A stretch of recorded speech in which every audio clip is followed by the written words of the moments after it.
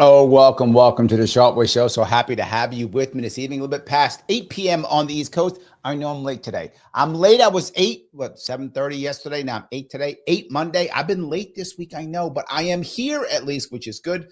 Talking about something which I think is very interesting, is what I will say. Very interesting. I was considering what I should be talking about today. And I remember yesterday, for those of you who saw me, I was on a show called Quite Frankly last night, talking about different issues in New York State, issues with education heavily, a little bit about healthcare, a little about taxes, back and forth. And I began to think a bit more about healthcare, particularly thinking about RFK Jr., HHS, those types of things. I was thinking about those things. And I said, you know what? I think in reality, I wanted to bring up this point that I brought up in the past once before, which is a shocking thing in our culture. And that is the rise of people who are over 600 pounds. Now, why do I pick 600 pounds? Because many people have been heavy throughout history. That's not a crazy thing to be heavy. When I say heavy, I mean you're, 50, 100 pounds overweight. Happens. Lots of people are heavy. That's a thing. It's been a thing for a long time and whatever. But the idea of being over 600 pounds is a big deal. And I say that because of the TV show that's been a phenomenon, My 600 Pound Life. And they picked 600. And we were watching some video, my daughter and I, about this, maybe last week or recently. I forgot when it was. And we were watching some video talking about this and about the success stories and the failures. And we were watching them and kind of reminiscing about, oh, this is so good. This person made it. Oh, too bad this person didn't make it, and so on. And then we got mad at some of the people who didn't help them out and stuff like that. And then I realized that there's 13 seasons of the show. Plus there's My 1,000-Pound Family or whatever, big ton this. There's tons of shows on this, right? You would think that being over 600 pounds would be a thing that, you could do one show, one season, and you're done. No. You can do 13 seasons plus multiple spinoffs. Okay, that shouldn't be a thing. How in the world how can there be so many people who are 600 pounds or more? And then my daughter said, a lot of them, Dad, are over 600 pounds, like 700, 800 pounds. Maybe they have to have a special one, which is 600 pound XL edition, even bigger. And while that may seem odd or funny, it's a cultural issue in our country. So how could that happen? Did people all of a sudden decide, hey, I want to be 600 pounds overweight, right? No, that's not what happened. That was literally done and created through, yes, you guessed it, Miss Libertarian saying it, through government. Government is the only reason that we can have it happen. And government is the reason why. You might go, Larry, you're saying, I thought you're libertarian. It's got to be personal responsibility. Of course it is. I mean, everything is, good or bad. Of course it is. However, environment does matter. People around you does matter. Incentives do matter. Systems do matter. Worse systems, worse outcomes, right? Worse incentives, worse outcomes, right? Of course. So that's part of it. So let me tell you some of the simpler things that I think some of you might immediately understand.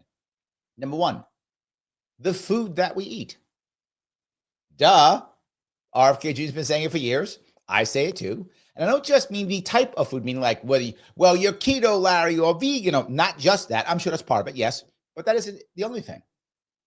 What happened in America is we told Americans that the best, healthiest way to eat is not the healthiest way to eat. And we told them that for decades. And we told them that for generations. Not only we tell them that the way to eat is wrong, but also that we have to eat 3 or 4 times a day. That snacking is now normal and everyone should snack. We told people this for years. You might go, Larry, well, you don't have to snack. Right, you don't have to. But I'll give you an example when it comes to food, with something else. I had a friend of mine once, I was talking to another guy just recently about this, but I had a friend who said, you know, Larry, it's easier to be a crackhead than it is being an alcoholic. And I was like, what? Like, to me, that it makes sense when he said it. I'm like, what are you talking about? He goes, I can easily avoid crack. He goes, I can avoid that. He goes, I can't avoid alcohol easily. And I was like, oh, yeah, that kind of like makes sense to me, right? Oh, okay, yeah, that kind of makes sense. So, I mean, look, I'm not saying you should either be a crackhead or alcoholic or whatever you were. He said crackhead. I'm going to say an addict. My mom was an addict, so I don't use that phrase crackhead. He did. That was his phrase, not a phrase I use. I just say addict. Again, I've had it in my life, but that his words. And so I got it, right? Because your environment does matter. So when I think about that, if your environment tells you eat lots of, fatty, sugary, sweet cereals in the morning, and then snack during the day and eat lots and lots of bread all day, and anything that's, do that all day, eat lots of it. You start thinking, because all your friends are doing it, you're doing it. Your mom is telling you to do it, right? My mom gave me a terrible diet. I grew up on a horrible diet as a kid. Did my mom hate me? I don't think she did. My mom loved me.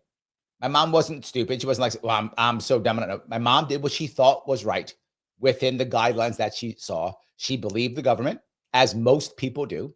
She believed the doctors, as most people do. And she gave me the diet that she thought was right. And it was a terrible diet for me. It was horrible. Looking back at it, I don't know how I lived. I lived on sugar. I ate hardly any meat. I lived on bread and sandwiches. And that's what I did. And then the second I stopped being active as a Marine, I got huge. Well, yeah, there we go. That's what happened, of course. So it is but it's something else. Remember, a buddy of mine in the Marine Corps said this. He was trying to lose weight. He was a farm guy from upstate New York. He was a physically large man, muscular, big, but also heavy. And in the Marine Corps, he was too heavy, particularly because he was muscular. And they're like, dude, you got to lose weight. You're too big to be a Marine. You can't be a Marine like this way.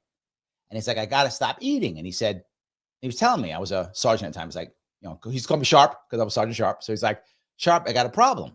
He was also a sergeant. He's like, I don't want to stop eating. I'm like, all right, what's going on? He's like, you don't understand, man. Like, if the food's in front of me, I got to eat it. I was like, okay, look, okay, I got you. I hear you. And he says, look, I was always told, and I still get it. Look, you clean your plate. You always clean your plate. If it's in front of you, you clean your plate. That's what you do. You don't leave food. You clean your plate. There's people who are starving. You clean your plate. And I was like, man, I heard that before too. I remember hearing the same thing. So you got to eat, clean your plate. You got to eat the bad stuff. You got to do it. So yeah, do I have the option of not doing it? Yes, I do. I have the option of not doing it, but it's hard, right? Matt says it. He says, what do you mean? We're not supposed to eat 6 to 8 servings of pasta a day? Yes, the food pyramid. Now that goes to the next piece. Why does the food pyramid exist? The food pyramid exists because of government subsidies. Yes. Why do we have so much corn syrup and everything? Most of you know this. So much corn syrup. Why? Because the government subsidizes corn. It's cheaper than anything else. Of course it is. Absolutely. Dave says, Larry, there are fat people, there are people starving in Europe. Yeah. My mom grew up right in Germany right after the war. 1945, 1946. She's raised as a little thing. No money, bombed out, starving. My mom always had a separate fridge or refrigerator in our home in some way, shape, or form with extra food in it. Always. Whether we were in trouble financially or not did not matter. Because of that, Dave, you are right. You are exactly correct. My mom always was worried about food. She always did it. Yes. And until the day she died. The day she died, there was a freezer in her garage filled with food. True story. You are totally correct. She grew up in that, and she was worried about that. Yes. Now, Grace says food pyramid and a balanced diet. This is the next piece. If you ask nutritionists or teachers or any people who talk about this, who've been trained by government agencies or even by mainstream agencies, they all say the same thing. You have to have a balanced diet. You want a little bit of meat, a little bit of protein, a whole lot of grains. That's what they all said, right? Of course. In fact, I remember For those of you who don't know, I've been on keto now almost 15 years. And when I would talk to people about it years ago, I was on keto when it wasn't cool, right? I mean, it's not cool now either. But when it was less cool, how about that? When it was less cool. And I would talk to nutritionists about it. And they'd say, no, you can't go on keto. It's not good for you. And I say, oh, really? Oh, okay, why? You need a balanced diet. I said, oh, okay, great. So balance including what? Well, a lot of grains, mostly based on grains. So, okay, great. So let me ask you, if I don't eat grains, what nutrient, what mineral, what vitamin am I missing? They said, Larry, you have to have a balanced diet. I didn't ask that question. What I'm asking you is, what am I missing? Well, no, see, it's got to be balanced. And that was the whole thing. Grace, you hit it perfectly. You ask, to this day, most nutritionists, if you ask them, they will tell you that garbage. They will say it's got to be balanced. They won't tell you what you're missing. They won't tell you why. They won't express it at all. That's an important piece. Matt says food pyramid cooked up and bought by the FDA and pharma. Accurate statement. Yes, 100%. Andrea says, I lived in Germany from 4 to 7. We moved back to the US and I got fat. I fought my weight until my mid 40s and started keto. Andrea, congrats. Congrats. Yes, absolutely. This is an issue that I think is very hard for us to understand. So that whole system, I remember my daughter came home, and this is like 3 years ago. I mean, this is very relative recently, 5 years ago, maybe. She came home from school and said, Dad, you eat a lot of eggs. I said, yes. She said, my teacher told me to talk about nutrition today. I said, really? What'd you say about eggs? She said, eating 2 eggs is the same as smoking 5 cigarettes. That's what she said. Now, YouTube gurus, I'm not a doctor, I'm not saying that's true. I'm telling you what my daughter told me when she came home. She told me that. And I was like, no wonder no one knows what we're doing.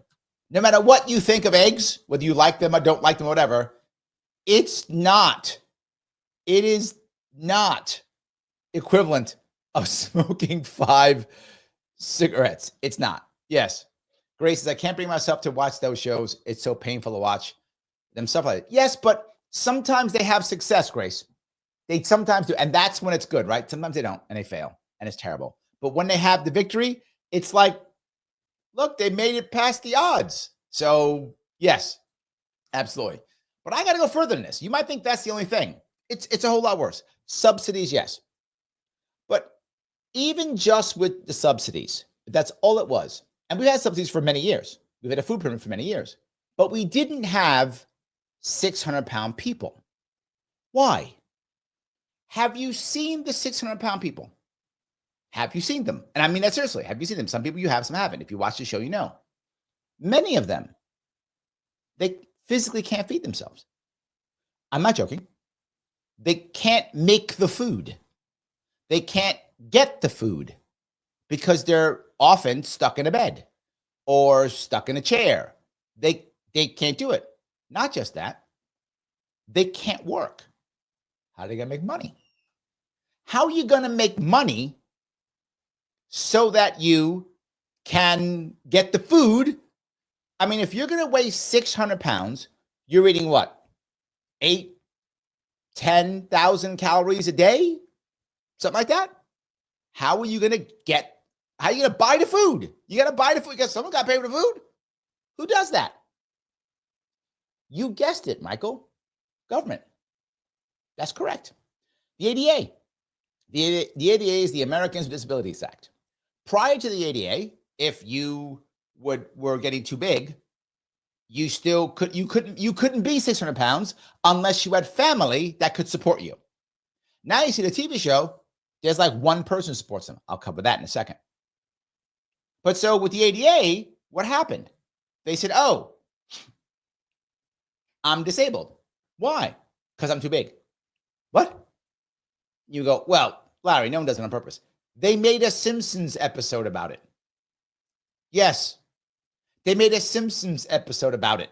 If you remember that show, hold on, I can find that one. I had it here. It was called King Size Homer. That was the name of it from season 7, episode 7. As I looked at it because I remembered it. And in this Simpsons episode, he purposefully gains weight. It's a joke, obviously, but he purposely gains weight because then they have to accommodate him. They don't pay him, but they have to accommodate him at work. And so he gets to work at home.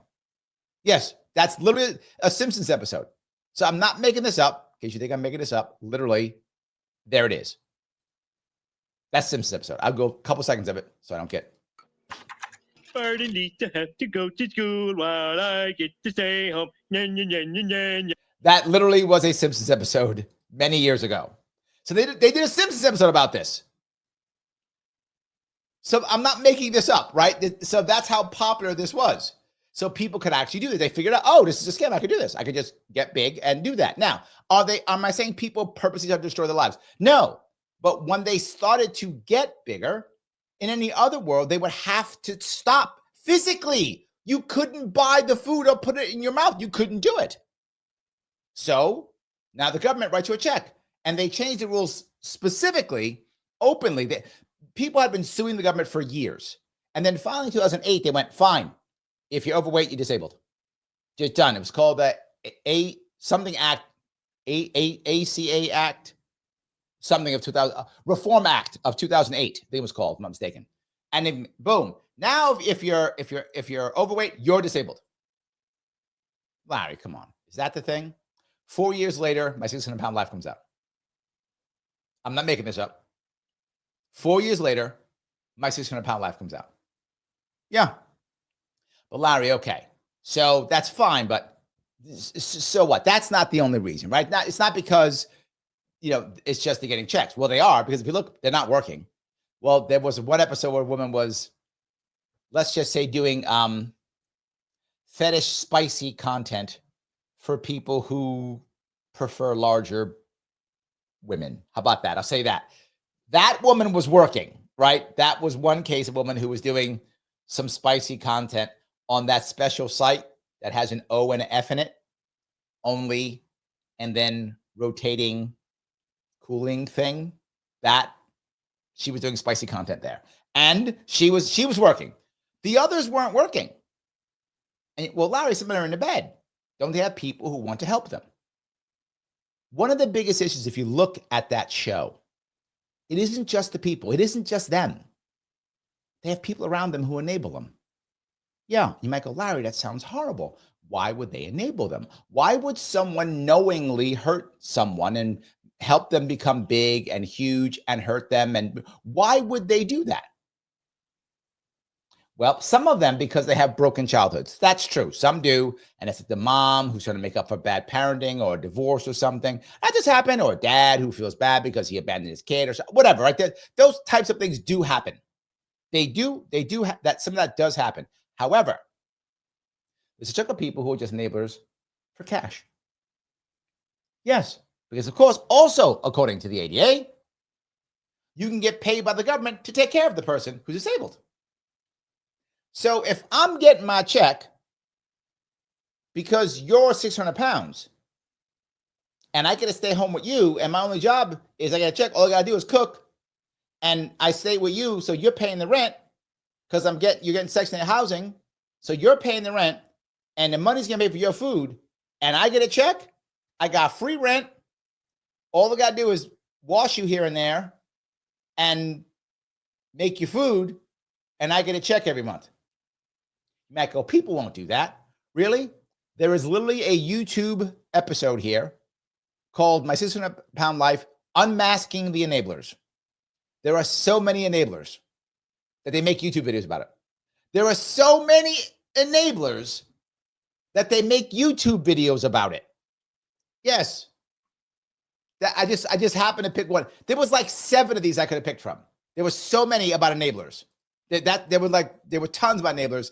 Here's just one of them about enablers, because there's so many of them. Something has to change drastically. I need help. When speaking about enablers, 2 specific people come to mind. One is They're talking about enablers. A woman saying, I need help, because the people around her won't help her. She knows she needs help. She's in trouble. This is the part, Grace, about that's heartbreaking. These are heartbreaking. The woman saying, I need help. She wants help. But who's around her? The people who are going to get a check from the government. You ain't getting skinny. You get skinny, I don't get my check. I don't get a check if you get skinny. You ain't never getting skinny. Sorry. You're going to stay big. You're going to stay big because I got to get my check. And you might think, Larry, that's crazy. No, that's happening. Again, so much they make videos about it. That is how much there are enablers. It is horrible, horrible how bad this is. So not only do I have money from the government going into the pockets of people who make corn, of people who make soy, not only do I have a system that tells people eat a lot, don't stop eating, eat lots of grains, keep on eating. Not only do I have that, but on top of that, I got checks going out to people once they hit a certain weight so they can stay in bed and stay enabled. And on top of that, I got checks to people who take care of them to make sure they stay big and stay huge. I got literally billions, and I mean with a B, billions of dollars going out in subsidies so that we can put corn syrup in everything. My mom didn't understand how bad corn syrup was. She would let me put direct corn syrup on top of my pancakes. Yes, she thought, oh, it's corn, so it's good. It's a vegetable. I'm not joking. She didn't know. She's like, oh, yeah, take the corn syrup. It's just, she's like, maple syrup, corn syrup. What's the difference? She couldn't tell. Okay, it's syrup. You like the corn syrup? Take the corn syrup. Corn syrup on my pancakes. That was my breakfast in the morning. Microwave pancakes or toaster waffles with corn syrup, or I'd eat like Captain Crunch cereal with milk and extra sugar, right? That's my kind of breakfast as a kid. Terrible breakfast. And my mom did nothing because it's got the vitamins in it. How do I know? It says on the box, vitamins, right? Remember, if you look at the box, it says right there. Vitamins on it. We're good. I'm hooking my kid up. I'm giving him Captain Crunch got vitamins in it. Look, right there. Yeah. Or Cheerios, good for your heart. Remember that? That lie? That too. Of course. So, of course you would think that. Yeah. Of course. Garrett coming in. Garrett, my friend, thank you so much, brother. For those of you who want to grab a couple, Garrett with 5 memberships and then one more 6 memberships. Thank you, my friend. Look, I know I bug you about membership. I do, because it matters. If you remember our rule, if you made $10 million this week, you may not take a free membership. If you made $10 million this week, you have to pay the $49 per month. Just saying. If you did it, you've got to pay the $49 per month. If you did not make $10 million a year this week, $10 million this week, you can take one of Garrett's free memberships. Please feel free to do so. Thank you again, Garrett. I appreciate it, guy. I really do. Guys, no matter what, though, please pick the button known as like. Click Lima, India, Kilo, Echo. Every time you click that like button, I know I bug you. It matters. You got to remember to click it. If you forgot, don't do that. Click it. It does matter. It lets the algorithms know that we're here. Mr. Rhythm, as I say, Al Gore Rhythm. He loves it. Boom, moves on. If you have not already, please share this or repost this someplace so other people see it. If you want to help out directly and get your chat right to the front, you can always super chat me or rant me on Rumble if you like. I am also on Rumble. When you subscribe on YouTube, make sure you click all notifications. It doesn't matter. If you have not followed me yet on Facebook and X and Rumble, you should. Please do so. All of those things do matter. Thank you again, Garrett. I do appreciate the support tremendously. So let me grab some more of these. Let's see. Michael says corn syrup is a vegetable. Yes. Thank you. Somebody gets it. Absolutely a vegetable. I don't know why you would think anything else. Of course it is. So yes. But yeah, Cheyenne says entice the enablers by giving them a check to help them lose weight. The question is, how do you do that, right? Here's the other problem, right? So once you set this system up, I mean, imagine if you would, you're a parent of a child and your child turns 18. And from the time that you had your child, you have spoiled your child, given your child everything he or she wants. Just stay at home. Don't worry. Your child's 18. You do not ask your child to leave. You do not ask your child for rent. You do not ask your child to go to school. You do not ask your child to get a job. You just let them stay home and do whatever they want. And you pay all their bills. And you do that until they're 30. You just keep paying the bills. You don't ask them for anything. You don't request it. You don't throw them out. They can just lay around. They can wake up at, 2 o'clock in the afternoon if they want to, not do any work, not do anything. You do that to your kid. Now they're 30. You go, that's it. I'm tired. You need to get out and get a job. It's kind of unfair. Now, again, should they be responsible at 30? Yes. They should. A 30-year-old person should be responsible for their own life. Absolutely, they should be. Should be able to get a job or work or whatever. They should be able to handle themselves and so. Of course, they should. But you just kind of enable them for 30 years as their parent. So yes, they should. But if you do that, it's kind of your fault too. So what I would say, Shannon, is we have to understand and recognize that we've done this as a society, not me or you, obviously, but as a society, as a nation, we've enabled these people for years. And now you add ACA, you now add Obamacare. And what did Obamacare do? Well, Obamacare made it even easier. Obamacare said, "Oh, now we're just gonna be a gift to insurance companies to ensure that you can, get more coverage for when you're sick." Well, insurance companies get more money when you're sick. Sorry. So yes, right. And Bush, what he did is he made up Medicare Part D. I think was it Part D, Part C, Part D. I think right, Part D, where now, well, you get your prescriptions now. Government pays for that too. So don't get better. Don't act better. Take a bunch of pills, go on the government healthcare system, get a check, and not even that, get a friend in quotes, to take care of you. Well, give them a check too. You just stay 600 pounds, and the next time, TV comes by, once you put it on TV, go on TV. Do that. That's what winds up happening. So yeah, nothing but bad.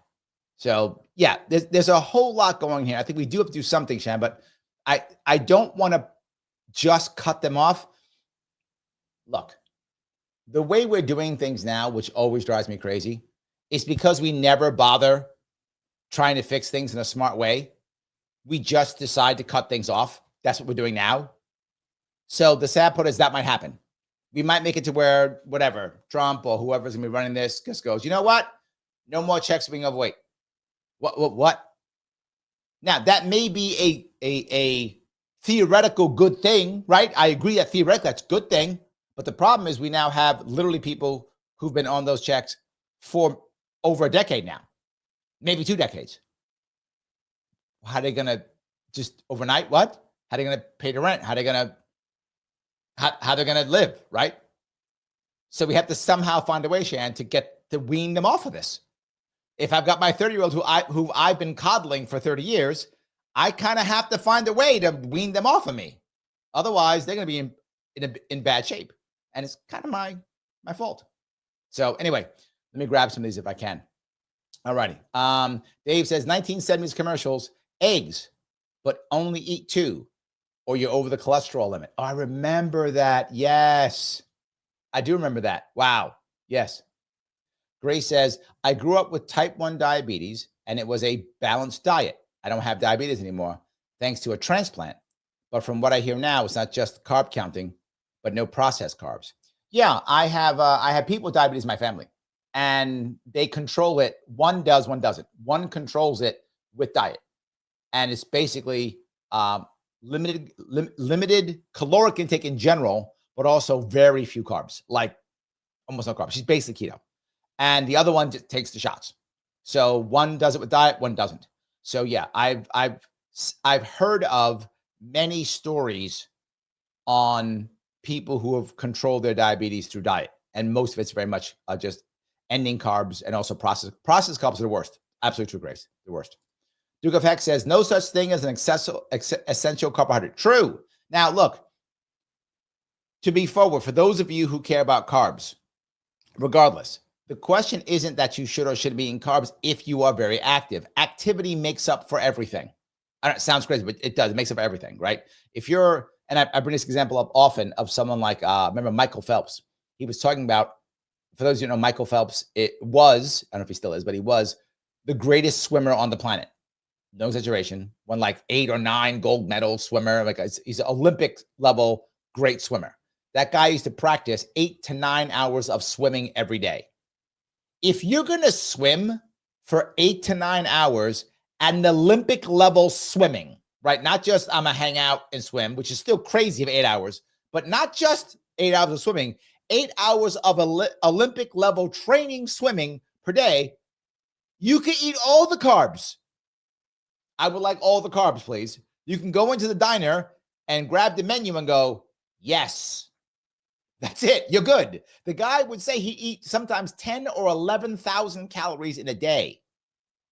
Well, yeah, Olympic level swimming for 9 hours a day. Yeah. Eat the corn syrup. It's fine. You're burning everything off, right? You're burning everything off. It's crazy. But you're right. Unless you're doing something, similar, you're very active or something like that. Remember, most humans were very active during the day. So if you had carbs, so on. Most of us are not. One of the reasons why I'm so glad I'm on keto myself is I'm not as active as I could be. I wish I was more active, right? So yes, there's no essential, but if you are going to be active, carbs are a great form of energy. That's true, right? Even processed carbs are a good form of energy. If you just want energy, they're not bad. And I remember Phelps would talk about having like 2 stacks of pancakes with syrup and butter in the mornings. I get it. 100%. Yes. Andrea responding to Dave says, I eat 3 to 4 eggs a day, so I'm way over the limit, but my labs show my cholesterol is normal. Me too, Andrea. I usually eat 2 or 3 a day. I used to have 4 a day. I cut back to about 3 a day just because I was bringing my caloric intake down. So yeah, I usually have, and now eggs are expensive, so I'm glad I cut back. But yeah, so I tend to eat about 2 or 3 eggs every day. I usually have my breakfast almost every day includes 2 or 3 eggs, a third of a pound to a half a pound of ground beef just cooked up into the eggs, and then sauerkraut. I have sauerkraut every day, different types of sauerkraut every day for gut health. That's my breakfast almost every day. I'm very boring that way. So if anybody wants to cook for me, very easy. If I ever get a personal chef, that person's gonna be scamming. John says corn subsidies are evil. True. We have gotten everything we learned over centuries about growing food. Oh, we've forgotten. Sorry, not gotten. We have forgotten everything we learned over centuries about growing food.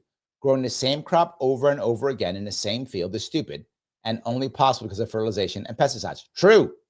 Rotate crops and hopefully add hemp into the rotation would improve food quality dramatically and significantly reduce our dependence on fertilizers and pesticides. True, and true, which is why we don't use hemp, because pharma and pesticides and fertilizer. You're right. What John's saying is totally accurate. Yes, absolutely true. Yes. So, John says, thank you for being a member. Center aisle at the stores are mostly garbage. Flour stripped of any nutrients, sugar in several forms, starch, seed oils, chemical additives, almost all GMO, and admit that food should be very cheap. Let me cover 2 parts of that, John, if I could. First one, there's this saying I learned many years ago, probably 10, 15 years ago when I was first going on keto. The people in the community were saying the same thing. You shop on the edges of the supermarket or don't go out shopping. You shop only on the edges. You never go in. Don't go in. Just shop around the edges. Because around the edges is always going to be things like meat, dairy, veggies, all that stuff's around the edges. So shop around the edges. Don't even, I remember that completely. So don't even go into the center. And if I ever go to a supermarket like that, the thing is now where I shop at a local place here in Queens. I have 2 places I shop here, and they're basically just like health food stores. So it doesn't really matter for me in that regard. Even then, I hardly ever go down the aisles anyway. But yeah, but if I ever go to like a bigger place, like a Kroger's or something, if I ever do, it's very rare. But if I do, yeah, I'm on the outside. I agree with you completely. The second piece though is I think food should be cheap. I do. I think it can be cheap.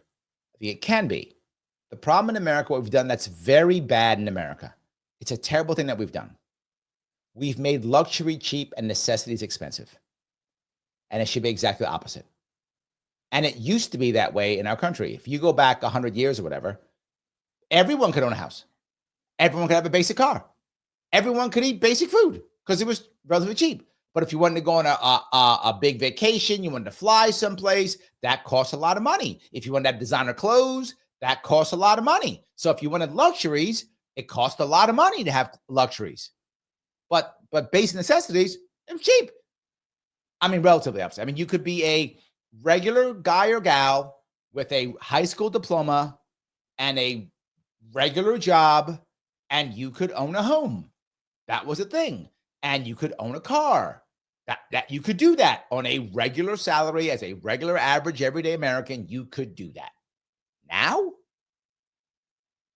But Everybody you know, no matter what, got cool sneakers on, got fast fashion on, got the cool watch on, got the Jordans on. We made the luxuries cheap, and we made the necessities expensive.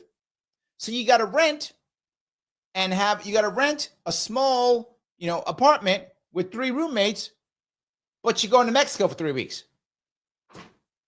That's how we are now. Because now, Kajan, we expect the luxury.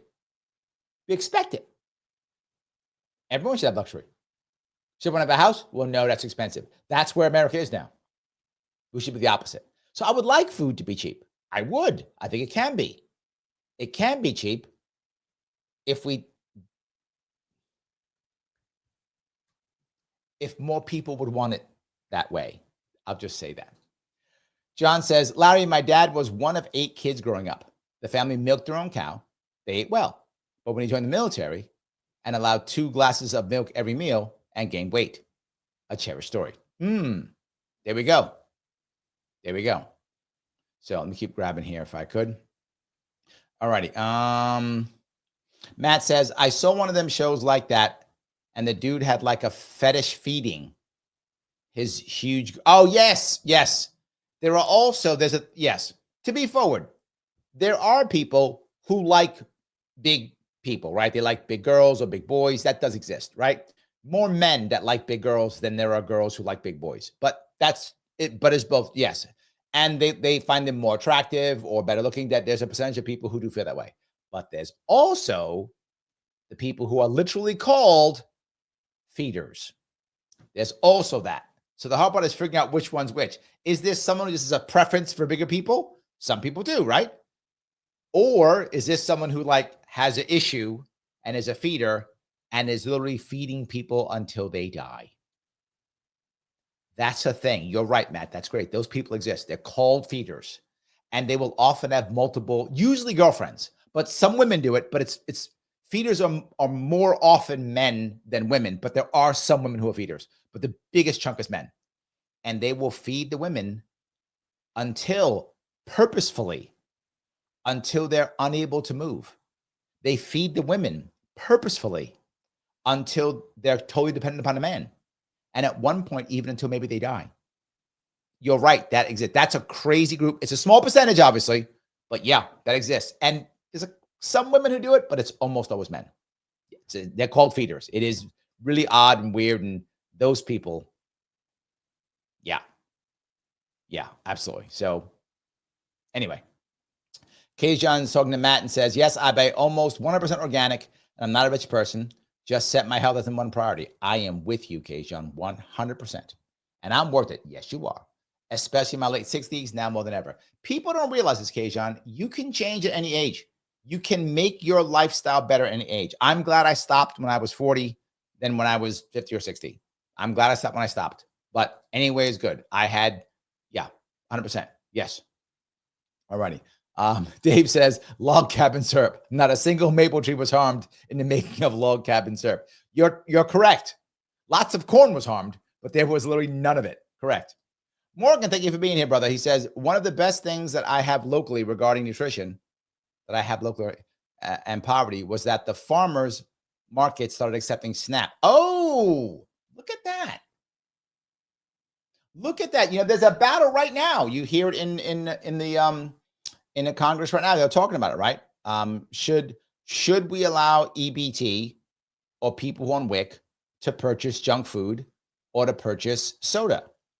And I understand the argument on both sides, right? One of the arguments obviously is, hey, look, if you're going to give people the money, it's their money. They do what they want with it, or don't give them the money. That's argument one.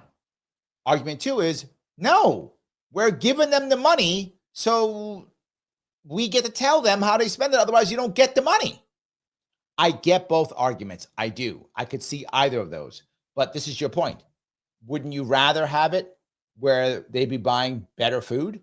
The problem is, in a lot of areas, particularly in urban areas, well, there aren't really food deserts because you can get food. It's hard to say. These phrases they use don't really work, right? They say it's a food desert, but you can get food, but is it really food?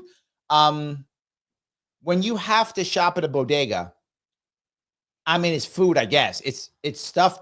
I don't know if it's food. It's stuff you eat. There we go. You can get stuff to eat. Okay, that's better.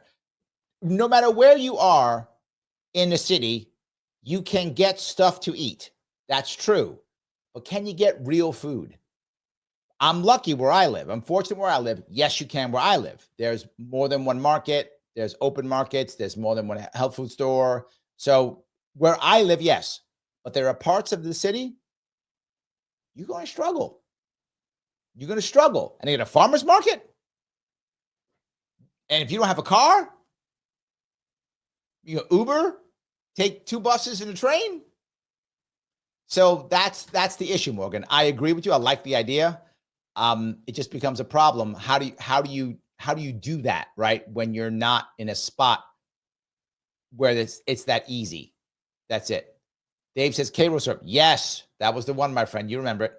That was the one. She didn't know the difference. She's like, oh, whichever one. Yep, that was it. 100%. Yes, absolutely true.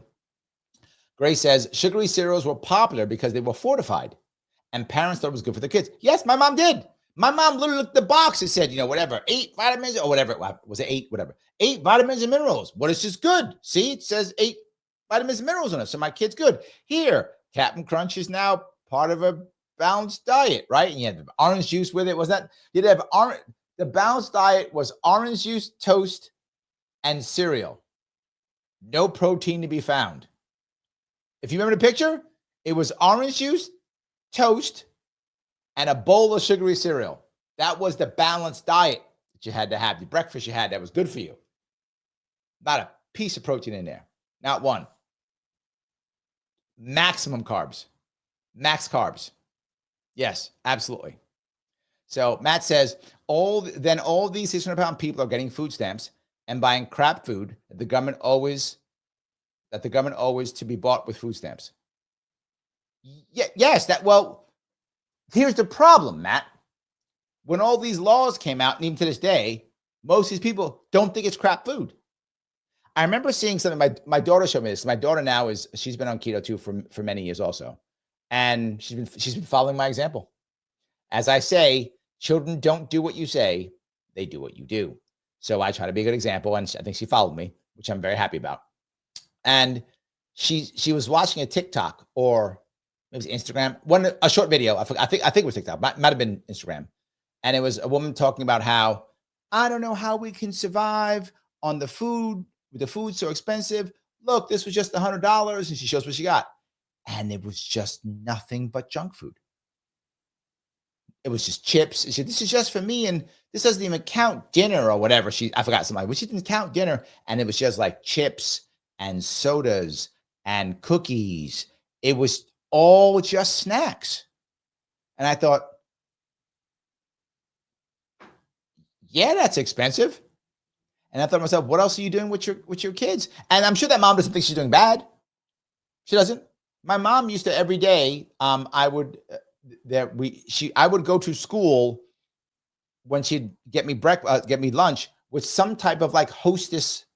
You remember Hostess? They still have it. I assume they still exist. I don't have this stuff anymore. But like Hostess cupcake or Twinkie or something. She'd give me something as a treat because she loved me and she thought that was great. And she'd give me that little sweet thing. So I got a sandwich, which is just bread, and I would have either apple juice or orange juice, which is just sugar. And then I would have another thing of sugar. So I didn't get any protein till night. Well, there was probably some in my sandwich if it wasn't peanut butter and jelly. There was some protein in my sandwich. Maybe it was like bologna or salami or something. Maybe. And then some protein at night, if I got any. That was, yeah. And I could snack during the day. And I used to drink Kool-Aid all the time, which is just sugar water. Just sugar water with probably red 40 in it. Right? Probably red. And every the bad coloring there possibly could be in it too. That was my childhood. And look, I'm not doing this to my mom. I love my mom. I mean, she passed away, but I love my mom more than anything. And I know she loved me and she did what she thought was right. And to Grace's point, most parents thought I'm doing good. They would put in the Kool-Aid pack, they'd say, extra vitamin C or something, or 10% fruit juice. Like that was a good thing or something like that. Right. So yeah. So you thought, okay, I'm good. But yeah. So, well, this may be, crap food, but they didn't think it was crap food. It's regular food to most people. It's just regular food. I said stuff to eat. I didn't say regular food. I said stuff to eat. Yes. That liberal lady says, I was able to afford health insurance, monthly premiums, and deductibles for knee surgery before the grubby government got their hands in healthcare. Yes. Yes. Grace says, why RFK Jr. is such a hero to many from MAHA. Correct. Absolutely correct. Yes. Yes. Dave says, at Grace, sugar, super sugar crisp. I remember that, Sugar Smacks. Yep. You know, the other cartoons we ate while watching cartoons, or if you remember, Dave, reading the back. Remember they had something in the back, but they had like a puzzle or something, or like a riddle or a maze or whatever. They had the cute thing in the back. And then if you were lucky, there was a toy or something inside. You had to pull that out and see what that was and play with that. I remember those things. Yes, indeed. Yes, absolutely. Dave says, my grandmother treated her diabetes through diet. Yep. She didn't eat a lot of sweets and would eat fruit or something sweet. Yeah, this is the other part. Was it Gracie that brought it up? Who was saying that the complex carbohydrates versus simple carbohydrates? Yes, processed, I'm sorry, versus non-processed. Yeah, absolutely. Matt goes on to say, I can confirm I swam club and high school and was easily pounding 4,000 to 6,000 calories and still 155 pounds. Yes, swimming is one of the craziest ones. Yes, absolutely, yes, 100%. Wright says, carbs was just an affordable way to feed population for low cost. Correct. Yep, absolutely. Grace asks, have you ever heard of the MIND diet? MIND diet. I am on it. It has been proven to lower the risk of dementia by 50%. Not keto, but healthy fats driven. It might actually be keto. What I mean by this, ketogenic diet is any diet that puts you into ketosis.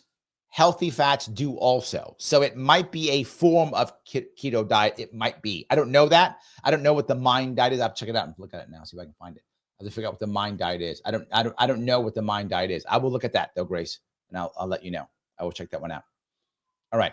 John says, we don't use hemp because of William Randolph Hearst and how he tricked our federal government back in the 1930s. That's an accurate statement. That story is true. Yes. Yeah, that's one of the biggest reasons why we did it. Yes. So we'll maybe one day we'll fix it. I hope so. I hope so. Grace was going to say, feds make it very hard for farmers to become certified as organic. Correct. Yes. Yep. Mastermind says chubby chasers. Oh, yeah. Was that the phrase? That's not feeders. That's just people who like bigger people, right? Like if you like bigger boys or bigger girls, you're a chubby. Is that what's called, chubby chaser? Okay. I don't know the term. I'm assuming it's terminology. Or did you just make me like slur somebody? I hope you didn't, Mastermind. I hope that's an actual term. Maybe. I hope it's not. I'm going to say it's not because I don't get in trouble. So I hope it's not a slur. But feeders are not. Feeders are people who are actively trying to harm. It's also people who just like bigger people. They're more attracted to bigger girls, bigger boys. And it's funny. It's mostly men who are attracted to bigger girls and mostly men who are feeders. You will find women who do it too, but it's like 90-10 men to women. It's very few women relatively compared to men. Shelley says, we let the government create 600-pound people. You are correct, Shelley. In fact, we did it. This is the thing that's odd, is we did it because we were trying to help. And I'm not joking. I don't think the people who were behind it, meaning not behind it, meaning like who started, people who voted for it, the people who were talking about it, the people who were like, yay, do this. I don't think any of them were thinking, oh, I'm going to, hurt these people. I think all of them were thinking we have to help these people. They're in trouble. Now, did the people who were actually behind the ideas, right? The people who are making a cash on it, did they know? Of course. But how did they trick us? They tricked us by saying, it's because you care, don't you? Why do you hate these people who are all overweight? What's wrong with you? Why are you a bad person, Shelley? That's what they were saying, right? They were saying that. And we went, no, I'm not a bad person. I support it. And now we got 600-pound people. Yes. What's that saying? The road to hell is paved with good intentions. There we go. Right there. I'm looking over at Rumble. Straight End says, my mother-in-law, a war bride from Germany, moved in with us a while. She located farm fresh eggs and milk and made pastries. After eating her pastries, I can't eat from a plastic container. Yes, I got to tell you, boy, Germans, can bake. My mom was such a good baker. We used to bake cookies every year for Christmas. She was like bake stuff. She's like, I'm going to bake an apple pie. I'm going to bake an apple cake. I'm going to bake this thing you've never heard of, but you're going to love. And she was right every time. So yes, my mom was German. Yes, Germans can bake. Man, can they bake? You are correct, right, Ann? 100% accurate. Yeah. And so now, of course, I look at baked goods and I'm like, that's a nice baked good. Not my mom's. So yes, I am also now a baked good snob. Yes, I am now. Absolutely. Yes. But there we go. All righty. Let me grab a couple of these. Matt says, my grandpa had 7 kids with a stay-at-home wife while working as a school janitor. Yes. An average guy with an average job, got a family and a house. 7 kids. Yes. That's what it used to be. Gray says regular Americans could even afford college along with a Chevy and a 3-bedroom ranch. Yes. Those days are utterly over. Utterly over. Yes. Craig says feds just cut an ad budget for promotion of locally grown produce and meat. Meanwhile, writing checks to corn and soybean farmers. Commodities are king. There we go. Okay. Look, the reality of it is, and Craig knows, Craig's a farmer in upstate New York. He knows that many farms, to survive, have to just play the game, right? Play the game. What's the game? Is the game the government giving money? I'll play that game. Is the game buying X or Y? I'm going to buy X or Y. Is the game going Monsanto? I'm going Monsanto. It's that, or I don't have it anymore. Like, I don't have a farm. Yes. Or I don't have a farm. One of those two. So, yes. All righty. Let me keep going here. And Craig goes on to say that EBT for farmers markets may also be a chopping block. Boo. That's a bad. I mean, look, a lot of people can't get it. I understand. But if you can get it, you should get it. Right? If you're in an area where you can do it. But yeah, absolutely. Yeah. Matt says it's their money, but when they buy soda and tank their health, now I'm also paying for the health care. Valid argument. I hear it. Valid argument. Yes. Alan says, seems like more complicated to give people money and then have a whole system on what they can spend on versus just giving them food. Oh, Alan, you've just made me believe that they're going to do it. They're going to do it. They are. Because see, Alan, what you just shown is why the government will do it. You might go, why? Because they're dumb. No, because now I have to hire people. I'm not joking, to check this out. So I either have to hire some computer company to do an AI algorithm to go through and see who's buying what, or I got to hire some people to make a new type of software so I can monitor who buys what with what codes here or there. Got to do that. Then I got to hire people to be the cops for this thing so I can fine people and punish them somehow and not give them money next week or next month, and they can sue saying their baby starved. Yep. Oh my God, I just created a bunch of jobs. Yes, Alan, that is so happening. I've decided it's so going to happen.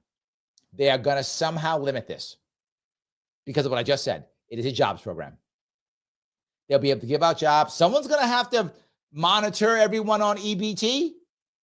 Someone's going to have to monitor him for that.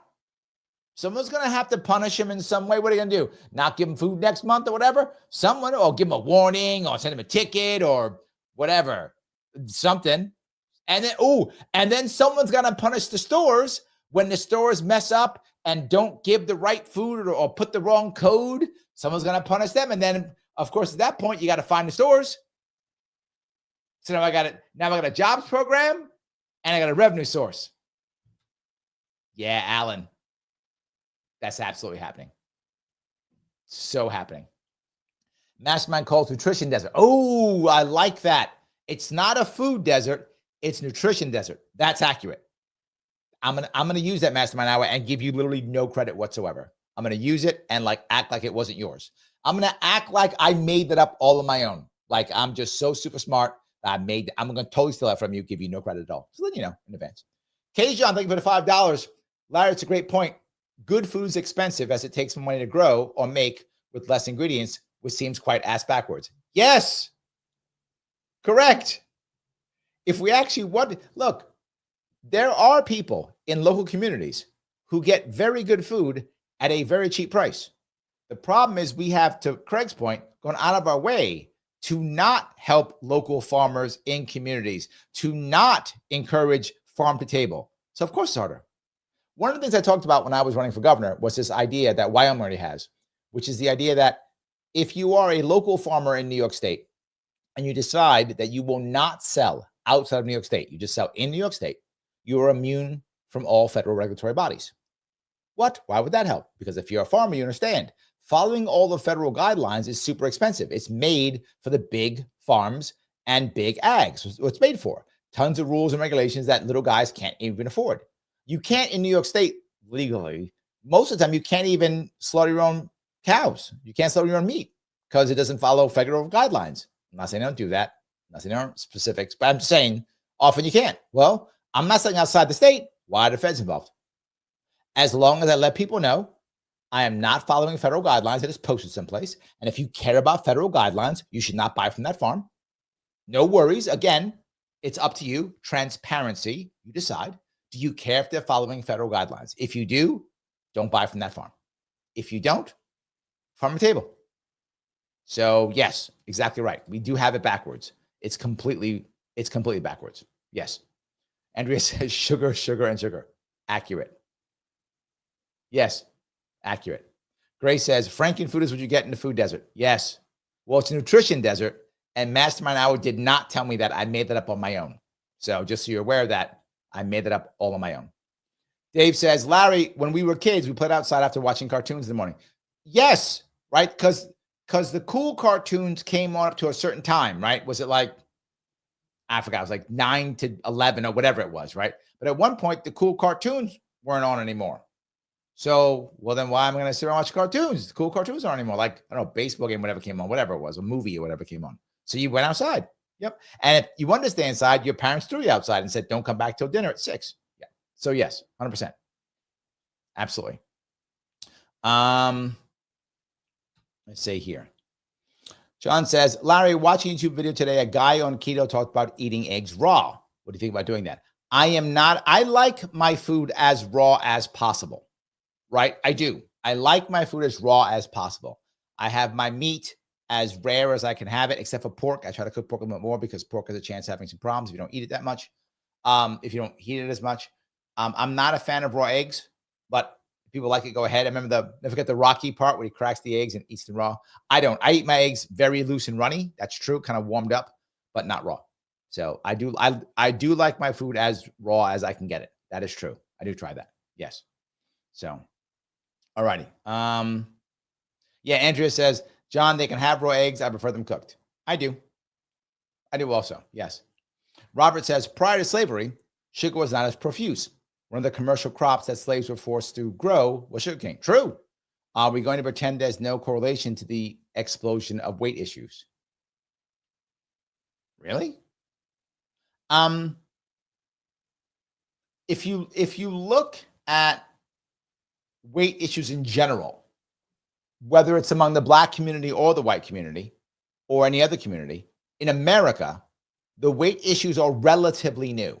If you look at the data, I just looked the other day. If I can find a piece, I don't know what it is. I did find a little piece, but I was looking for the other day. And it's something like, you can see the explosion around the 1980s.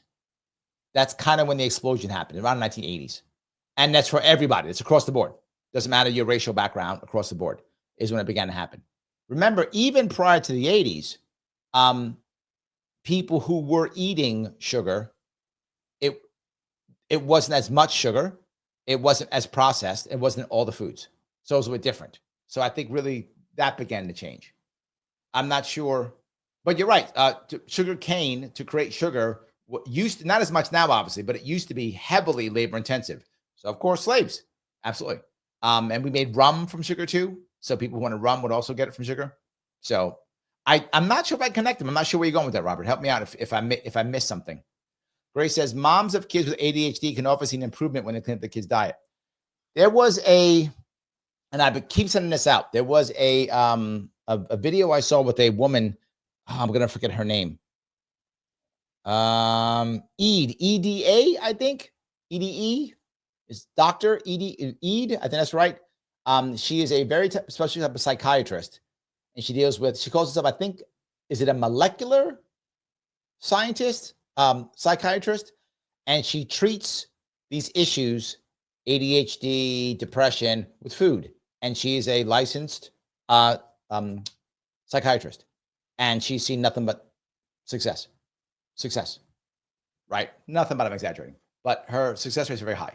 So yes, there is a lot of data showing that diet can change. In fact, for those you don't know, the keto diet was originally created to stop people from going into seizures who had epilepsy, right? Epileptics would take the keto diet and like 90% would stop their seizures because it deal with your brain function. That's true story. That's how the diet started. And so people do treat it. She says, I'm not a doctor. I'm telling you what she says. She says that if you are on any type of drug, which is mood enhancing or mood affecting, like, you're on a Prozac or any of those types of drugs, right? Any of those. And there are many of them. That if you go to a keto diet, you will find you have to immediately change all your drugs because the chemistry in your brain will change. And she's like, it happens all the time. You go on a keto diet, it will change. She believes. I'm not a doctor. I'm telling you what she believes. She believes with the right ketogenic diet, you can come off of those drugs. Is she right? Well, she says she's had success. I hope she's correct. If any of you were on those type of drugs and you want to try it, I would check her out. I got to find her name. I'll look for her name. Let me look right now real fast if I can find her name. I will find her name for you right now for those of you who care. Hold on. I will find it for you right now. I will find her name. I'm lying. I'm going to find her name in 2 seconds. I will find her name because it was relatively recently. And that's how I know I will find her name as I sit here and lie right to you. I can't seem to find her name. All right. And she is there it is. Okay. I did find it. If those of you care, her name is, I was right, Ede. Dr. Georgia Ede. Georgia as in the state, EDE. That is her, Dr. Georgia Ede. And she is a Harvard-trained psychiatrist specialized in nutritional and metabolic psychiatry. She says you are correct. Let's see if she is. All righty. Mac is going to say, Grace, I have ADHD and my diet's much better. I'm trying to decide if it's helped me or not. Well, maybe. The issue to remember, though, Matt, if you're on any type of those drugs that affect your mood, if you change your diet, the drugs may affect you differently. So you could get worse in theory. You could get worse because your drugs didn't change, right? For anyone, obviously, Matt, if you're on those types of drugs, but anyone else who isn't on those drugs, any of those types of drugs are different for every person. So very often you got to do trial and error to figure out, okay, this amount, that amount, this one plus this one, until you get to the spot where, okay, I'm good now. Now I'm good. Well, make a massive change in your diet, you're not good anymore. So it's a chance that if you change your diet, it could get worse. So just be aware of that. And according to this doctor, she says, tell your doctor immediately if you're going on these diets, so the doctor can go, okay, let's make some changes in your prescription. So just what I've been told. I don't want to get in trouble on YouTube. I'm not a doctor, but anyway, there we go. All right, let's keep going here. Right, says, I bought beef from a local farmer recently, and once I started cooking it, I realized it smelled like it did when I was a kid. Eye-opening of how much it has changed over the years. Yeah, the funny part is, I'm with Grace. I go out of my way to have grass-fed and grass-finished beef to the best of my ability. I can't always get it, but to the best of my ability, I do that. To the best of my ability, pasture-raised eggs, all those things.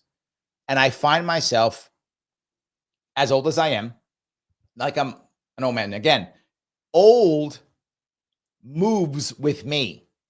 So if you are 20 years older than me, you are old. If you are 20 years younger than me, you are a kid. That's how that works. So just so you understand, and as I get older, that's the same. So whatever age I am is normal, just so you're aware. So if I'm in my 50s, that's normal. If you're in your 70s, you're old. If you're in your 30s or under, then you're young. That's how that works. When I'm 60 or 70, then that becomes normal. And then if you're 90-year-old, and if you're like 50, you're a baby. So just understand, Age changes with me. I am the center and I'm normal. Everyone else is judged by how they are for me. So with that in mind, at my age, I can tell that my diet and has helped me tremendously in energy, thoughts, everything. It has helped me tremendously. There's no doubt. I see a lot of people my age with a whole lot more issues and concerns. So yes, I totally believe it. So anyway, by the way, again, I am normal. Everyone is judged based upon me. That's all I'm saying. So anyway, okay. Michael says AI will give us food rations. Well, then we better program it right, Michael, or we're in trouble. Just saying, we better do it. Phil says bodegas are already giving cash for EBT. That was my point, Phil. Now I got to find a reason to punish the bodegas now. I got to find a reason to punish them somehow. So of course, absolutely. Craig says the cuts to local food promotions and EBT for farmers markets were because they promoted diversity. Isn't a death tied to woke? Oh, is that right? Is that diversity? I don't think of farmers markets. I guess, yeah, huh? Maybe. Maybe. Seems kind of weird. But this is the point, right? Craig, you bring up a great point, Craig. As I've said before, I don't like the fact that to make changes, we have to use a chainsaw. I don't like it. But I also recognize that's all there is. It's chainsaw or nothing. We've done nothing for decades to change anything. We've done nothing to fix anything. And if you try, it gets bogged down in bureaucracy and destroyed. And the Democrats have just written a book. For those who don't know, it's called Abundance. And they're actually admitting openly bureaucracy is destroying us. The Democrats are admitting that. They're admitting that their whole point is the Republicans have become autocratic because Democrats have become bureaucratic. They're not wrong. Now, the question is, will Democrats change? No. But the book's a nice idea. I mean, it's a nice idea because it's your point. Now we've got a chainsaw. So good things are going to be destroyed with bad things, which is why I would prefer, if I had a choice, to make a methodical move, which all my plans, as you know very well, Craig, are methodical so we don't do this.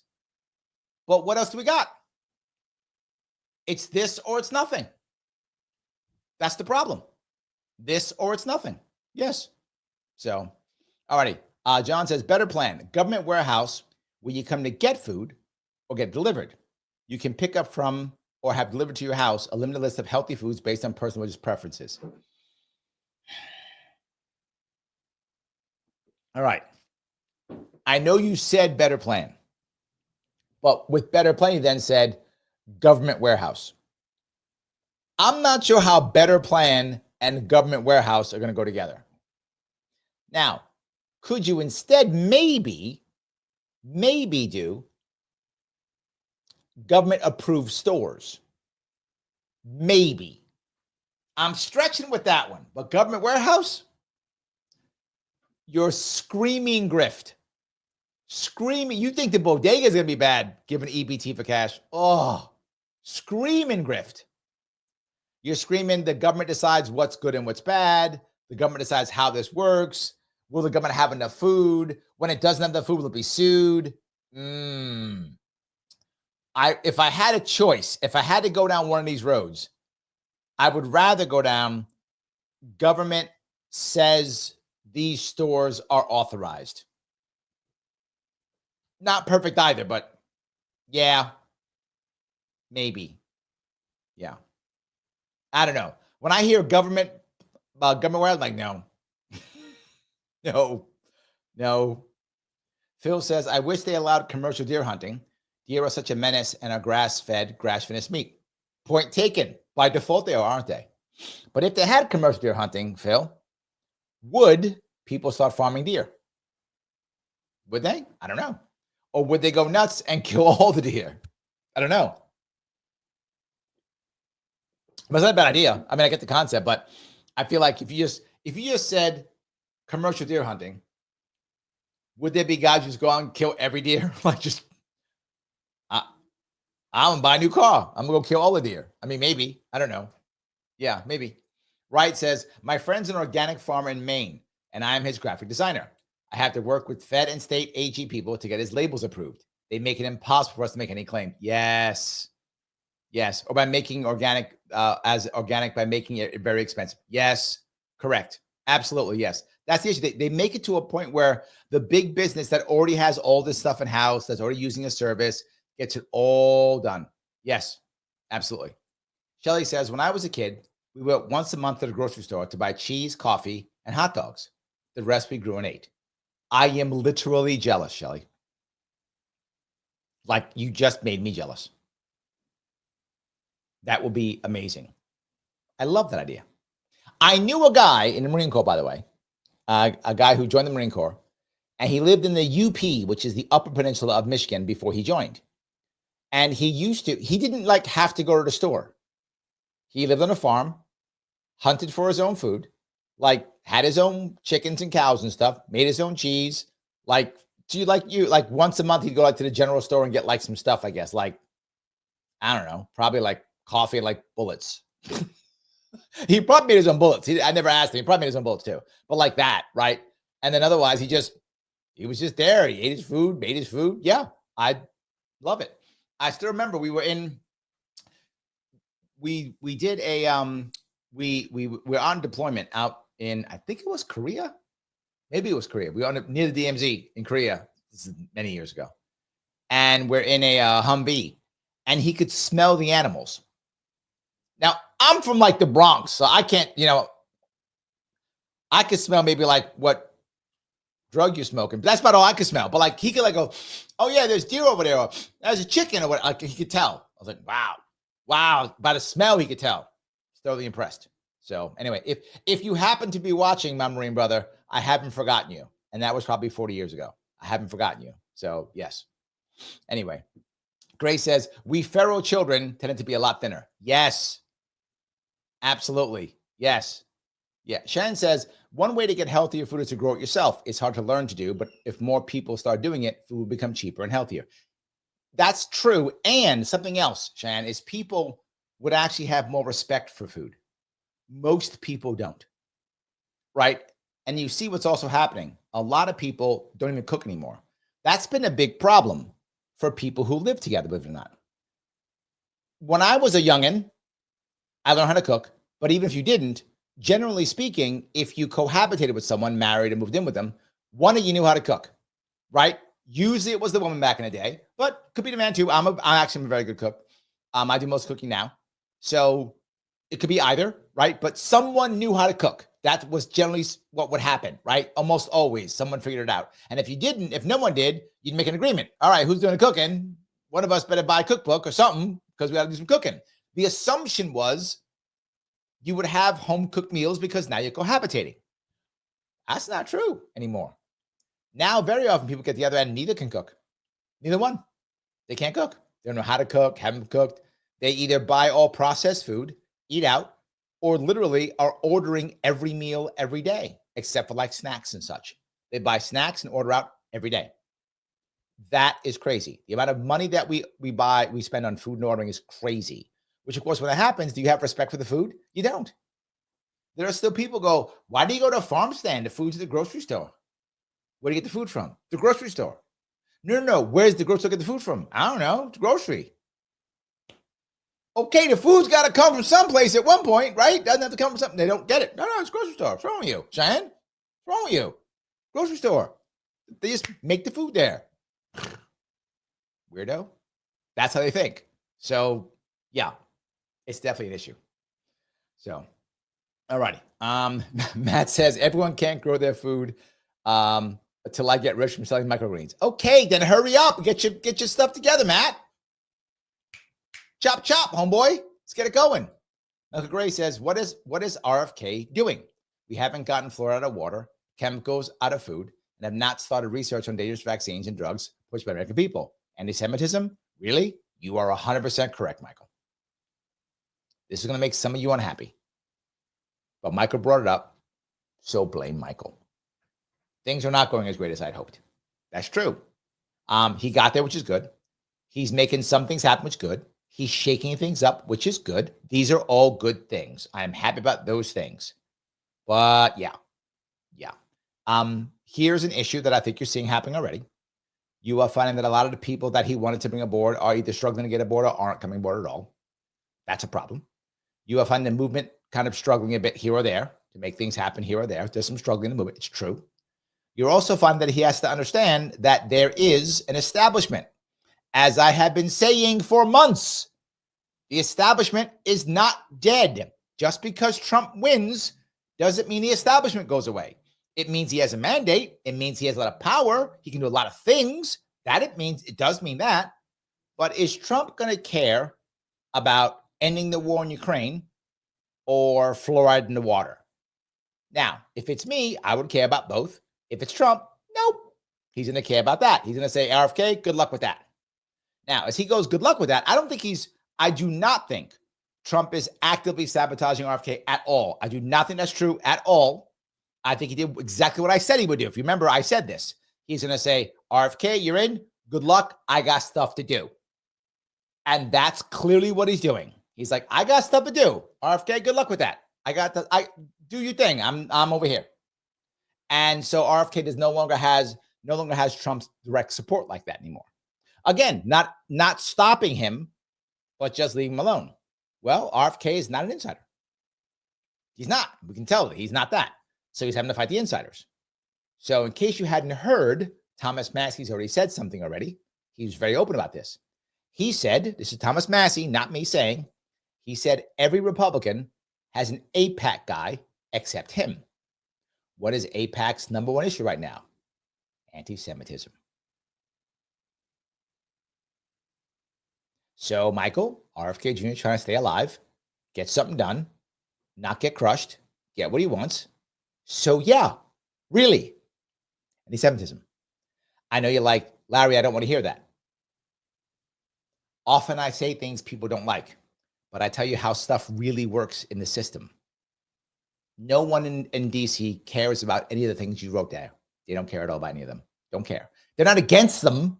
They just don't care. It doesn't matter to them. If he does it, good. If he does it, good. They don't care. Trump doesn't either.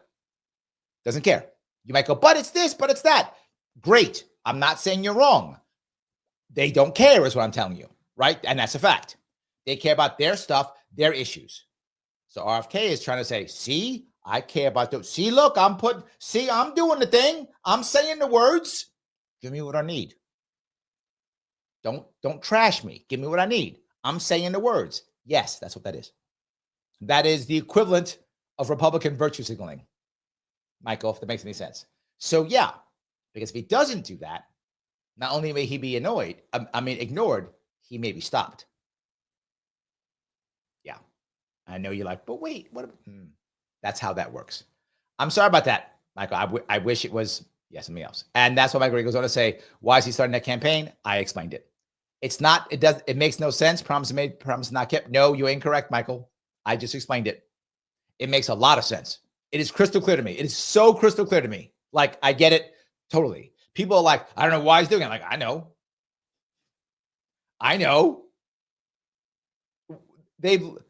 The Congress has made anti-Semitism any insult of Israel. That's like official now, right? So yeah, of course. They're bombing Gaza again and made more movements into Syria. Yeah. No one's saying the same thing? Yeah. So anyway, it makes total sense if you get that part. Of course he would do that. What else? Of course he would. Yes. So anyway, all righty. Phil says, in the 70s, there were a few mood stabilizers, only mood rings. There were a lot of mood rings, and I had them. And I remember I was like probably 11 or something. And I would look at my ring and then decide how I felt. I'm not joking. Like, oh, I'm red. I must be mad now, or whatever the color. I don't remember what the color was. Like, I would see the mood ring color, and then I'm like, oh, I'm the thing because the ring says I'm the thing. Oh, the ring. I gotta be happy now. Why? See, look, the ring. It's whatever, blue. What was the color? I don't know. Whatever colors were.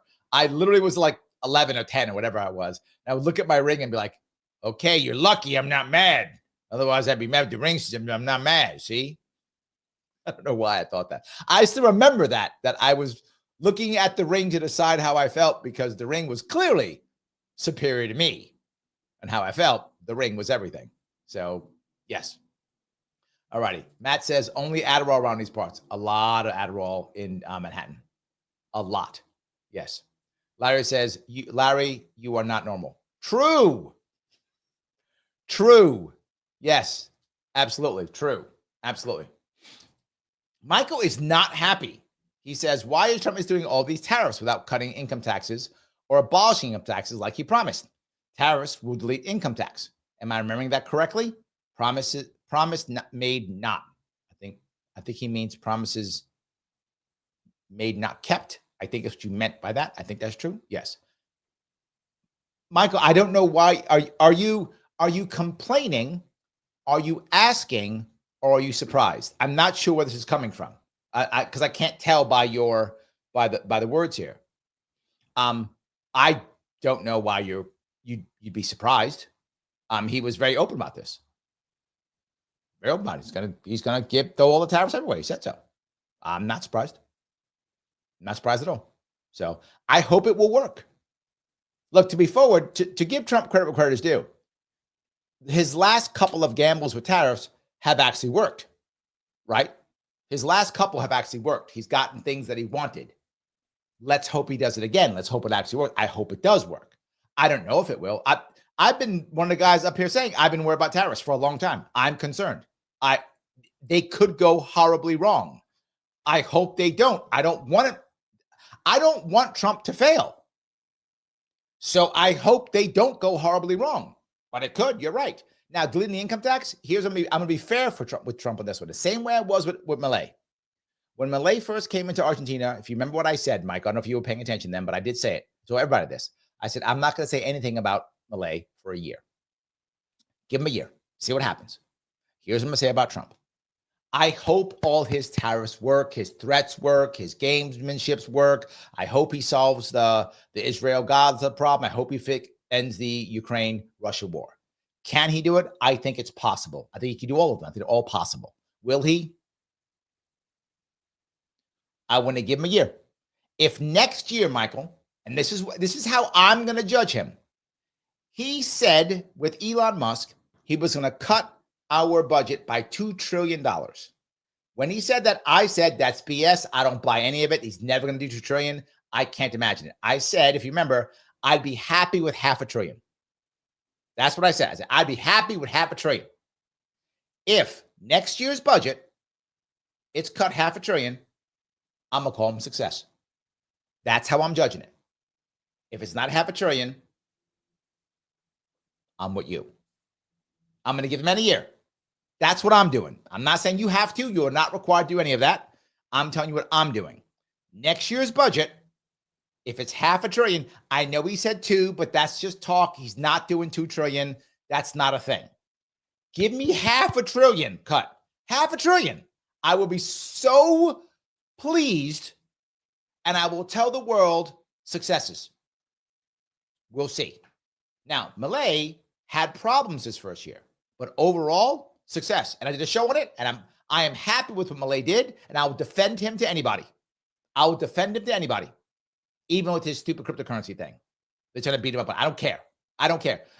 Argentinians are happier with him than without him. They still support him, even after his cryptocurrency stupid stuff. So, yes, that's how I will judge him, Michael. I get what you're saying. I'm going to give him a year. As I just said earlier, the swamp doesn't go away because he got elected. The elites don't go away because they're elected. He still has to fight through all of that. I'm going to give him the benefit of doubt. I'm going to give him a year. We'll see what happens. I gave Barack Obama a year. That didn't work. Let's see if Trump is going to be better than that. We'll see. That's my answer. I don't know if you like that answer. I'm just telling you my answer. I hope at least even if you disagree with it, I hope you understand it. That's what I would say. I'm looking over at Rumble. Trade, I think for the $5. Great show, Larry. Does RFK Jr. get to work with Doge, or did I miss it? He does not. No, they're separate. They're separate. They're totally separate. They did not want him as part of Doge at all. They wanted to put him in a very specific corner of HHS. That's where they wanted him. They were very forward about that. And that's where he's staying. They're not going to let him go to anything except that. No, he does not get to go to Doge at all. Remember something. RFK Jr. is not one of them. Now, I know if you're a Democrat, you think, yes, he is. He's one of all those guys. I get it if you're a Democrat because he is a traitor and has left. He's part of the Rebel Alliance and a traitor. I get that. So you hate him and he's got to go. I understand that. I'm telling you how Republicans see him. Republicans do not see RFK Jr. as one of them. They don't. And he isn't, to be forward. He's not. MAHA is separate from the Republican Party. It just is. Some of you may or may not believe that, but it is. A whole lot of MAHA is former Democrats. A whole lot of MAHA is. So it's not really traditional Republicans. They don't see him as one of them. So to your point, Sheridan, they're not going to put him in that. He can't get access to all the goodies. He's not one of them. He's not part of the club. So yeah. Anyway, I'm looking over now at Instagram. Mr. Rappel says, what's up, gang? No way crypto is valid. Got to factor that into the USD. It's true he started as a Democrat. Yes. I guess you mean by that concept of the cryptocurrency piece you talked about. Yes. RFK Jr. talked about having a crypto kind of like reserve. He talked about that concept. Crypto plus precious metals. And now, of course, Trump's doing the crypto reserve. Is it real? Is it not real? I don't know. If you're going to talk about it, I had Michael Chermott on 2 weeks ago. Check that show out. He talked directly about what you have to do, how it would have to work, the problems with it. Very interesting show if you care about that. So please check that out if you like. All righty. Let's see if I can go here. Shannon says 50 cents on the dollar for food stamps. It's been that way from the beginning. Yeah.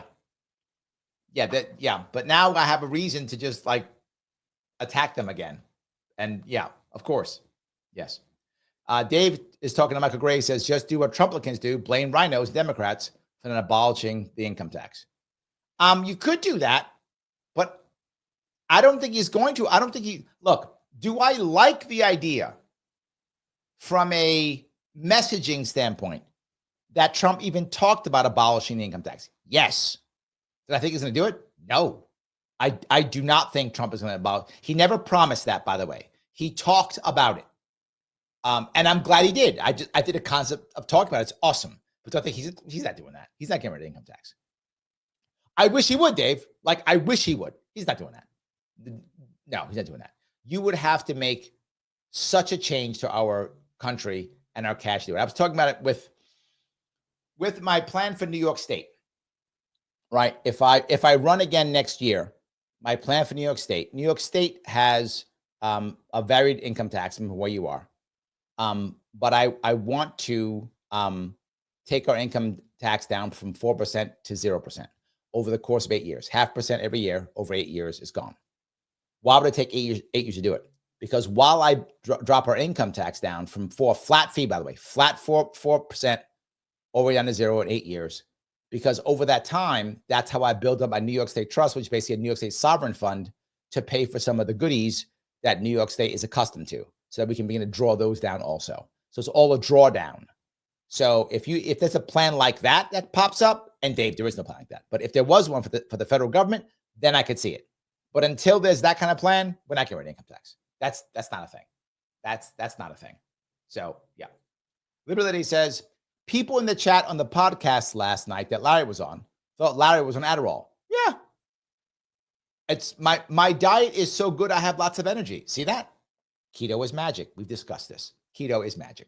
They were also amazed on how fast Larry talked. I am a New Yorker, and I do talk very quickly. Yes. He says, Larry just talked with the chainsaw last night. True. Yes. Absolutely true. Yes. So Matt says, Larry's speed is perfect for an ADHD brain. See that? He knows.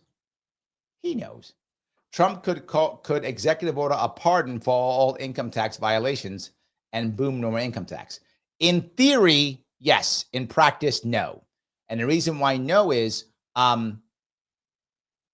you could instead, two things. One, you wouldn't get rid of state income tax with that. It would only be federal income tax, number one.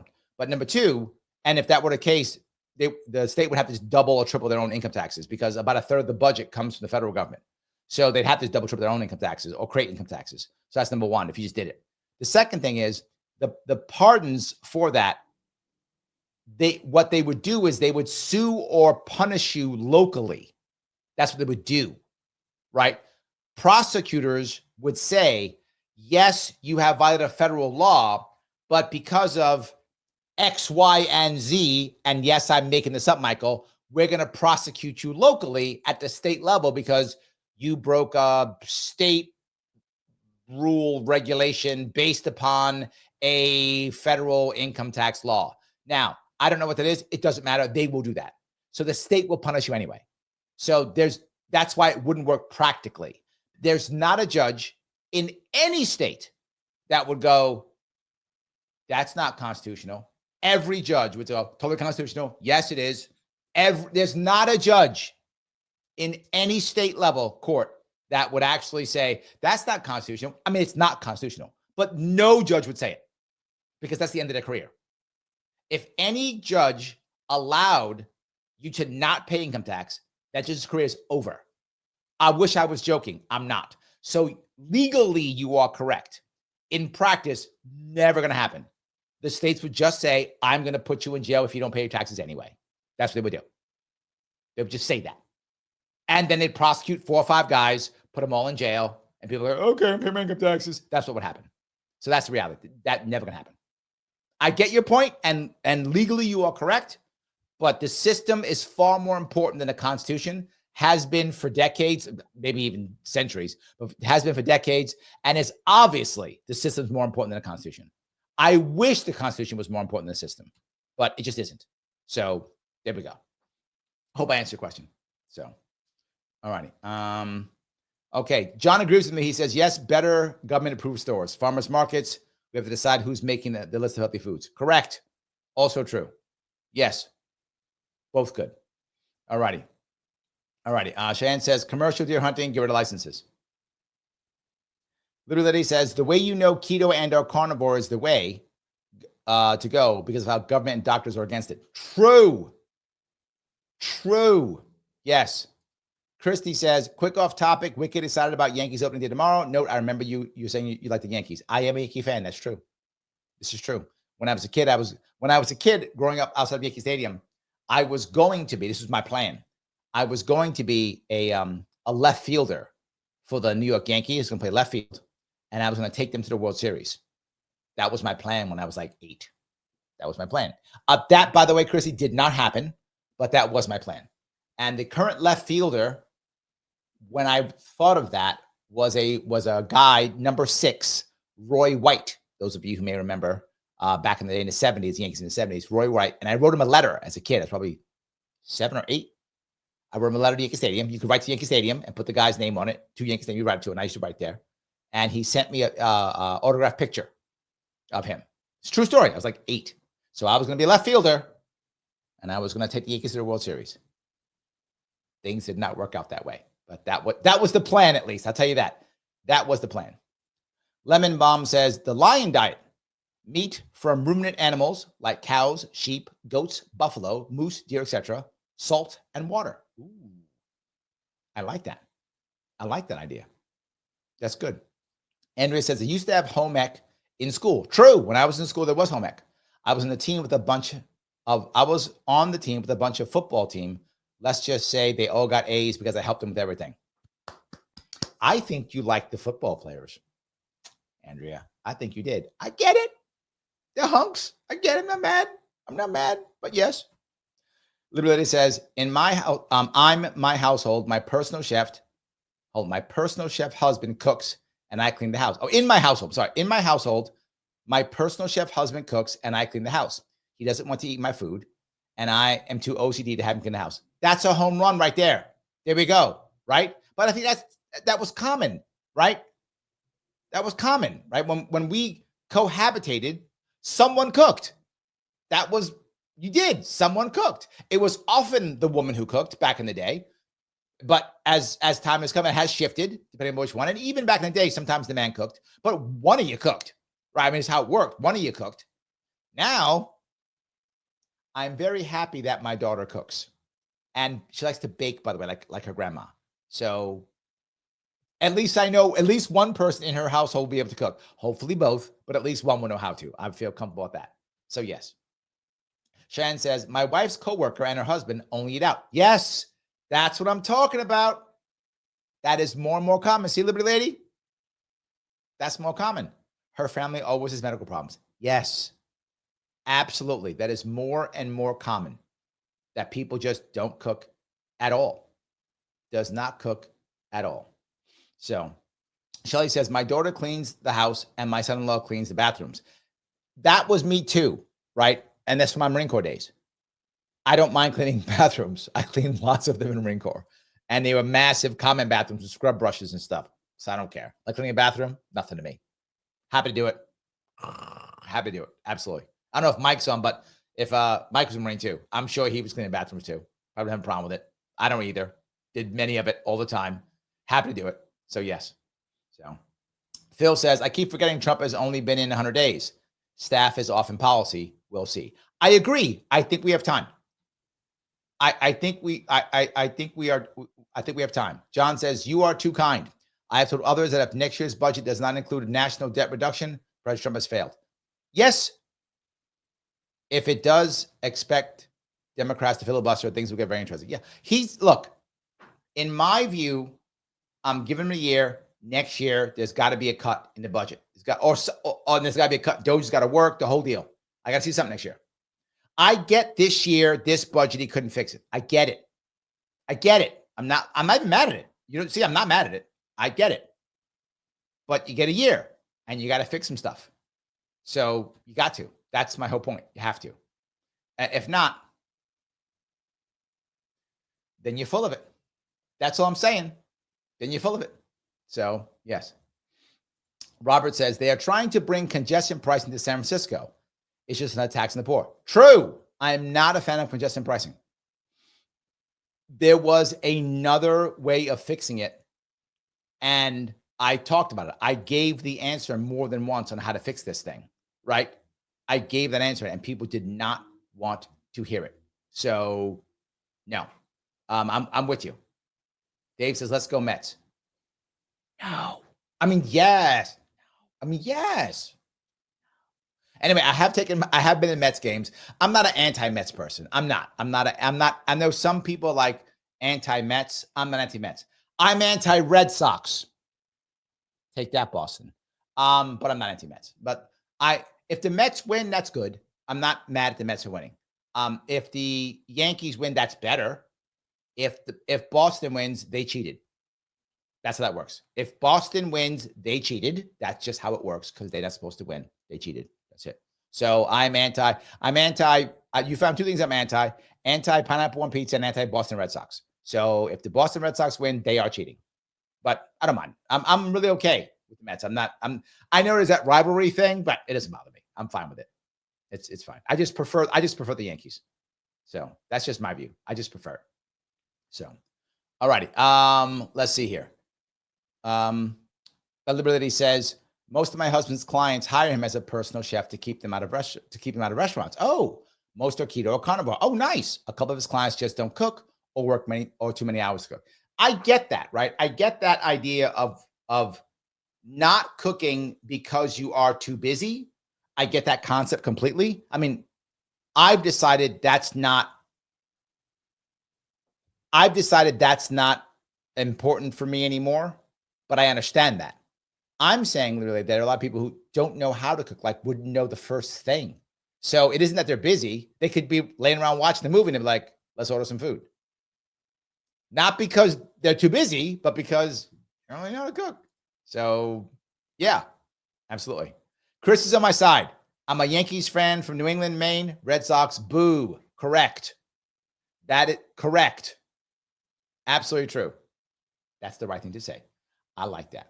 Guys, I want to make sure you please do me a favor. Click the button known as like. I know I've bugged you many times to do so. Please do it again. It does matter.